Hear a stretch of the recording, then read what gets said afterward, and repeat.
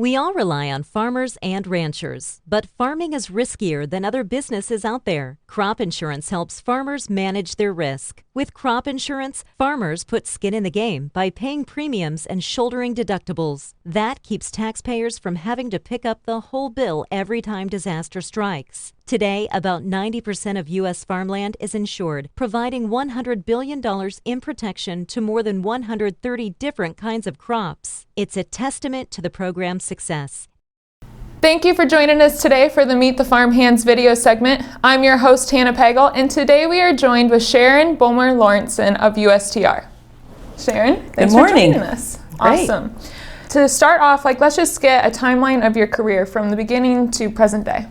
Well, I've been doing government agriculture policy for 35 years, mostly in Washington, D.C. And prior to that, I had a couple of other little jobs, including an entry-level position on Capitol Hill. So I've had a little bit of everything: government, Congress, and the private sector. Okay. So before coming to USTR, where were you at? So before USTR, I headed up the agriculture group of the Biotechnology Innovation Organization. So we did a lot, obviously, on agricultural biotechnology at a state level, federal level, and international level to advance acceptance and streamlined regulatory approaches for the technology. Okay. And kind of explain a little bit more on your role here at USTR. So at USTR, my official title is Assistant U.S. Trade Representative, and I am the senior civil servant in charge of agriculture, trade policy for USTR and also the U.S. government. We have a relatively small staff of 12 people, and we basically are in charge of coordinating across the U.S. government our positions in trade negotiations, resolving key trade barriers to U.S. agricultural exports, and working across the spectrum to ensure monitoring and enforcement of our trade agreements for farmers and ranchers in the United States. Okay, awesome. So that kind of segues into my next question. You've worked on a number of trade negotiations, trade deals. What would you say has been your favorite one to work on? Do you have a favorite? Well, if I say that I have a favorite, then I end up offending somebody. I mean, and each one brings something very, very different, right? I thoroughly enjoyed working on the Australia-US Free Trade Agreement because it was great to be able to go to Australia, and they're friendly and a great group of colleagues from Australia. I worked on the Trans-Pacific Partnership negotiations, and that was exciting and challenging because you have so many different countries that you're working with, all with different interests. I've done a number of negotiations with the Europeans. The past year, we just did a major negotiation with the Chinese, and they all have their differences that bring something unique and different to it. What would you say stands out the most in a trade negotiation? Is it the people that you're working with, or is it the negotiations itself? What's so significant about each one? Well, I think what makes a really good negotiation is the relationship that you build with your counterparts from the other government. If you can have a positive and honest and constructive relationship, it makes those negotiations not necessarily easier, but smoother. And I think that's critical to having a successful negotiation. Mm-hmm. What would you say is some of the barriers that kind of prevents a trade negotiation from happening? Do you have any stories of, I don't know, maybe a language barrier or something like that? I would say, the barriers that I've seen come up is, well, obviously there has to be political will, right? And when it comes to agriculture trade negotiations for the United States, agriculture always has to be a part of these negotiations. We want these negotiations. We want an outcome that's comprehensive and that builds on the strengths that American farmers and ranchers have in being able to export.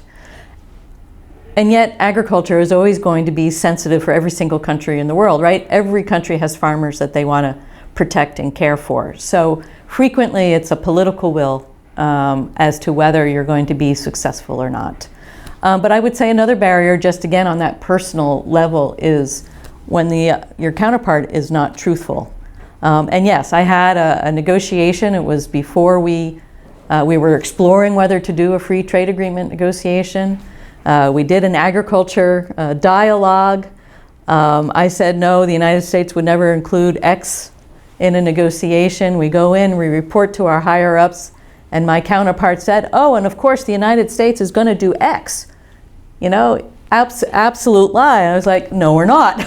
You know, so it's that kind of honesty and truthfulness that really still lay the groundwork of any negotiation. Mm-hmm. How do you bounce back from, you know, one thing is said and then it's like, no, that's not lost in translation there. That one I was pretty blunt, and I spoke up and I said, no, I never said that, and the United States will never do that in a trade negotiation, right? So you don't like to have to be that blunt, because then that embarrasses the other person, but he also made a major faux pas, you know, that needed to be corrected. Mm-hmm. And unfortunately it happens, I guess. Right.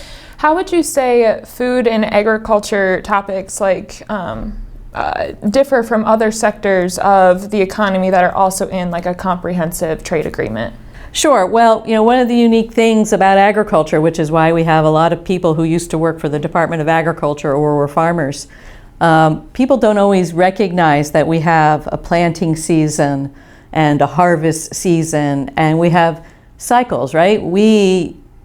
Our big shipping season for soybeans is going to be in the fall. Our big shipping season for tomatoes and oranges is going to be in the winter. And so we all think about our seasons and our shipping times, because each product is going to be different, and you need to think about that in the negotiation as far as when you're looking at market access or timing of obligations, or how fast is it going to be to fix a phytosanitary issue? Are we going to miss our next 6-week season? So that's very much an overlay on a lot of our thinking here in this office that you don't necessarily have in the industrial sector. Mm-hmm. So you kind of hinted at this earlier, but tell me about your favorite travel experience when you've gone out and worked on these trade negotiations. Anywhere in particular? Well, you think about what do you remember, and that tends to be the favorite. So I'll say my favorite was going to Australia for the first time for our first round of free trade agreement negotiations. And I was able to take an extra couple of days, and I went hiking in the Blue Mountains, which are west of Sydney. And I ended up spending some time with a gentleman who was hiking with me, who knew the area quite well. And he was educating me on how important it was for not to have any imports of these plants or agricultural products from other countries into Australia, because it might damage the biodiversity that Australia has, which they have a tremendous amount. So finally, after about 4 hours of hiking with this gentleman, I said, I have to be honest with you. I am here in Australia because I am actually trying to negotiate a trade deal so that we will send more things to Australia. And it was a great time. He laughed and we had a wonderful time. But it was that kind of experience of really meeting real people who are not used to our jobs or what we do, that I think it made it much more valuable. Mm-hmm. Awesome. And any interesting cuisines that you had over in Australia as well, or? Well, Australia cuisine is not unlike American cuisine. You buy your steaks and you have great beer, so. So I'm curious, what was the longest stretch of 2 hours of less of no sleep during a trade negotiation? Were there many long nights, or what was that like? Oh, sure. There was a reference at the White House a couple of weeks ago about for USMCA negotiations and how some people worked until 2 or 3 o'clock in the morning or through the night. All right, so everybody knew it was me. There were about 3 nights that we did not get any sleep at different points in time. So yes, we do work through the night if we're trying to finish a deal. You got to get the work. Lots of caffeine to keep you going. I have a couch in my office, and you can take cat naps there. It's very comfortable. Do you get woken up often when you're trying to take a nap from a coworker or something like that? No, usually they're trying to take cat naps at the same time. We do try to coordinate that so that we get a little bit of sleep, but. Okay. So how does one balance their personal life with the demands of working on trade negotiations? Yeah, well, that's a really good question. So when I started at USTR in 1998, I have 3 children. At that time, my youngest was 2 years old and my oldest was 8 years old. And I'll just say I have a great husband who, picked up and did so much at home. I would take the kids to school in the morning or daycare in the morning, and he had the evening and afternoon shift and the dinner. So it really is a partnership that you need with your partner to help. But I'll say my kids are now in their 20s and 30s, and I think because they saw my passion for my job, they have passions for their work, and I think they respect the fact that I had to travel when they were sick. But I think they benefit from the experiences and the love that I have for this job. Mm-hmm. Now, I have heard from many people that you love talking about your kids. What would you say has been like your proudest mom moment? Well, I have a proudest mom moment for each, right? So if my kids were to watch this, I can't leave any of them out. Of course not. My youngest proudest moment was when he got accepted into college to play soccer. And we would love trying to get over to his school to watch him play college soccer. That was a really big deal for me. I love that. My daughter, proudest moment, boy, so many. I would say when she graduated from college, she grew so much, and she's such an impressive young woman that I'm just very proud of the person she's become. My oldest is in the U.S. Navy. Proudest moment, he was selected last year for early command, and he's now executive officer of a ship based out of Japan. So very proud of him and his career. Awesome. Who would you say has been one of your mentors or role models in your career? Good question, and I agree, it's important to have mentors and role models. For me, I have 2 mentors, I would say, from when I was at USDA. One was Dr. Ken Clayton, who was the Associate Administrator for the Agricultural Marketing Service where I worked, and then also my direct boss, Bob Keeney, who's also retired from the Agricultural Marketing Service. Without those 2 and their leadership and letting me watch and observe them and grow with them, and they both gave me the opportunity to be over here at USTR on a temporary assignment. I learned so much from them. They were great. Mm-hmm. Awesome.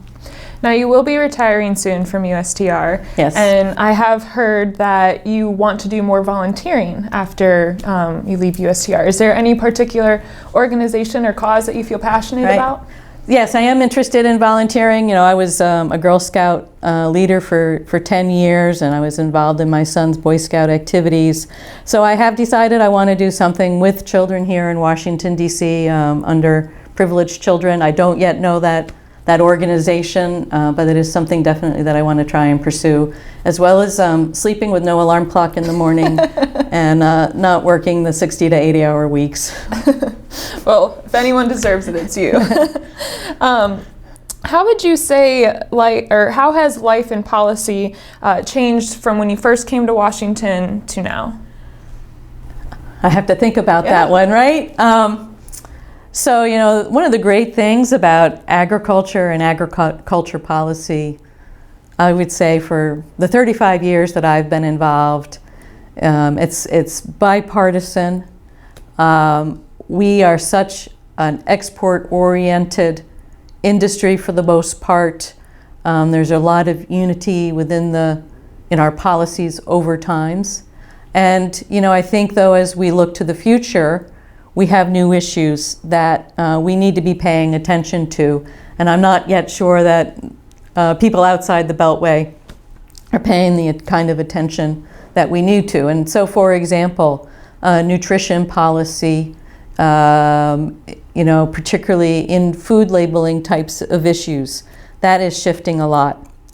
New technology, as we have all these different new technologies, ag biotechnology, and I'll call it conventional rDNA technology from the late 90s, is still there, but when you look at gene editing or you look at genetically engineered animals, we need to learn from past mistakes and make sure that we have regulatory policies and trade policies that make sense, are science-based, and allow our farmers and ranchers to innovate.